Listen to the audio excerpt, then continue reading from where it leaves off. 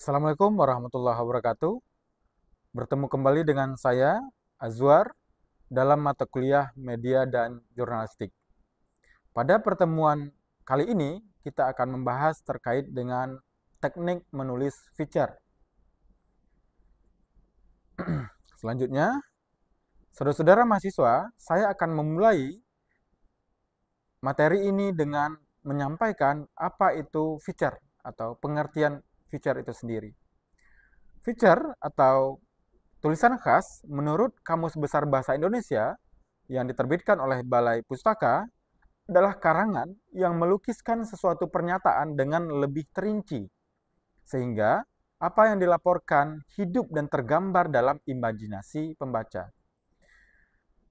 Ini pengertian secara umum terkait dengan feature. Jadi intinya apa? Intinya adalah feature adalah bahasa-bahasa yang menggugah imajinasi pembaca sehingga tergambar dalam pikiran pembaca apa yang dilihat oleh si penulis. Selanjutnya, nah, menurut para ahli, seperti contohnya Hikmat dan Purnama, feature adalah berita yang biasa dan juga bisa berupa karangan dengan syarat-syarat tertentu. Jika berupa berita biasa, ia bukanlah berita dalam pengertian biasa, bukan sekadar berita faktual yang mengandalkan kecepatan informasi, melainkan berita yang dibuat menarik dengan dibubuhi unsur-unsur human touch-nya atau sentuhan-sentuhan manusiawinya. Nah, ditulis secara menarik atau memang berita itu sendiri yang menarik. Nah, kunci dari menulis feature menurut Hikmat dan Purnama adalah bagaimana seseorang jurnalis memilih topik-topik yang menarik sesuai dengan konteks yang akan disampaikan kepada khalayak. Selanjutnya, ini jenis-jenis feature untuk kita ketahui secara bersama. Menurut Yurnaldi, salah seorang wartawan senior, dalam bukunya Menjadi Wartawan Hebat, dia menyampaikan ada beberapa jenis feature. Yang pertama adalah feature yang menulis tentang sosok atau profile, yaitu feature yang mengetengahkan tokoh terkenal, bisa juga sekelompok orang atau sebuah lembaga, baik yang berperan dalam suatu peristiwa yang diberitakan maupun tidak. Pembaca bisa lebih paham sepak terjang dari tokoh yang dibahas tersebut. Kemudian ada feature historis atau feature sejarah, yaitu feature yang mengungkapkan apa yang pernah terjadi pada masa lampau. Feature sejarah juga sering menggali aspek-aspek terbaru dari kejadian-kejadian pada masa lalu. Kemudian selanjutnya ada feature petualangan. Nah, feature petualangan menyajikan kejadian-kejadian unik dan menarik yang dialami oleh seseorang ataupun sekelompok orang, boleh jadi dalam suatu ekspedisi, riset, bahkan peristiwa kecelakaan ataupun perjalanan dan banyak hal lainnya. Selanjutnya, ada jenis feature yang lain, yaitu feature peristiwa teragenda atau feature sensasional. Nah, feature ini biasanya mengangkat aspek-aspek dari rutinitas yang dilakukan oleh sebuah kelompok masyarakat.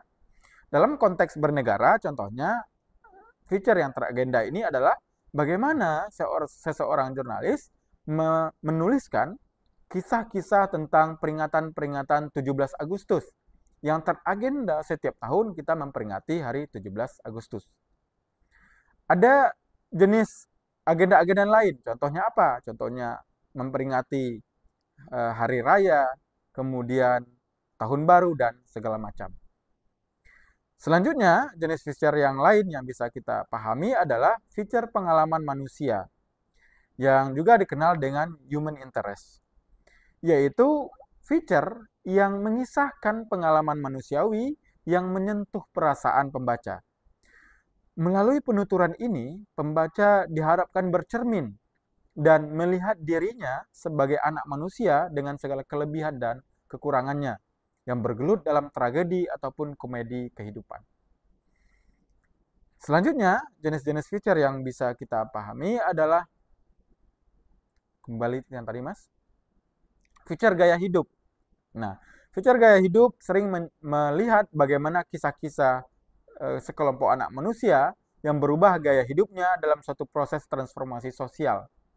Contohnya saja bagaimana sekelompok orang yang penggemar sepak bola, sekelompok orang penggemar artis tertentu, dan seterusnya. Kita lanjutkan. Ini juga jenis-jenis feature ya berdasarkan kategori-kategori lain ya. Nah, saudara-saudara, ini ada 14 tipe lain, yaitu contohnya kisah-kisah bisnis ya. Kemudian kisah-kisah terkait dengan komentar-komentar, kemudian explanatory stories, kemudian first person story, dan seterusnya. Ini adalah cara pengisahan dalam jenis-jenis feature yang lain. Selanjutnya, kemudian yang tadi juga sudah sama ya, the historical story, kemudian how to ya cara pengisahan dan seterusnya. Kemudian cerita-cerita tentang penemuan-penemuan yang berharga bagi umat manusia, kemudian cerita-cerita terkait dengan kedokteran, kesehatan, dan seterusnya. Kita lanjutkan. Ini kita bahas sekilas saja, karena ini pada dasarnya adalah bagaimana kita membagi-bagi feature itu menjadi beberapa jenis. Lanjut. Ya, ini ada berisi tentang laporan yang memuat pekerjaan atau profesi seseorang ya. Kemudian hobi, nah, hobi-hobi yang unik, dan seterusnya. Kita lanjutkan. Lanjut, Mas.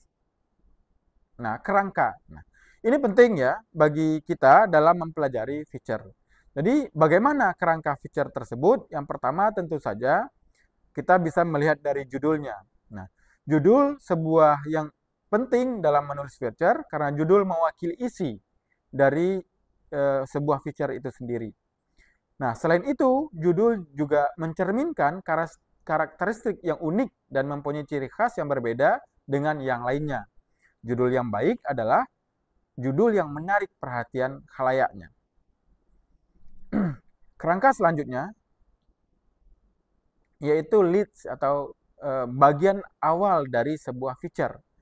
Leads yang perlu mendapatkan perhatian dalam penulisan feature adalah bagian awal ini, yaitu leads. Merupakan pintu gerbang yang mengantarkan pada isi atau yang menjembatani antara judul dan isi. Nah, kekuatan feature terletak pada leads-nya. Jika leads-nya bagus, maka khalayak akan terus membaca, menonton, dan juga mendengarkan. Namun jika kurang memikat, maka akan ditinggalkan oleh khalayaknya. Selanjutnya, setelah judul, kemudian leads, kita masuk kepada batang tubuh atau isi dari sebuah feature itu sendiri. Nah, hal yang perlu mendapatkan perhatian adalah kefokusan cerita. Jangan sampai ceritanya menyimpang dari apa yang sudah ditetapkan. Langkah pertama adalah tentu saja membuat kronologis, berurutan dengan kalimat-kalimat sederhana dan pendek. Kemudian, deskripsi diperlukan untuk pemanis sebuah feature, baik untuk suasana maupun untuk profil. Selanjutnya, bagian terakhir dari sebuah feature adalah penutup. Nah, penutup merupakan bagian akhir dalam struktur penulisan feature yang berperan penting. Akhir kalimat dapat struktur penulisan feature merupakan penguat tulisan yang bersanding dengan judul, list, ataupun body, ataupun batang tubuh isi sebuah feature tersebut. Selanjutnya,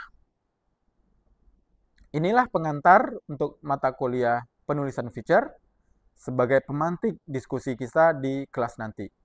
Terima kasih atas segala perhatiannya. Wabillahi taufiq wal hidayah. Assalamualaikum warahmatullahi wabarakatuh.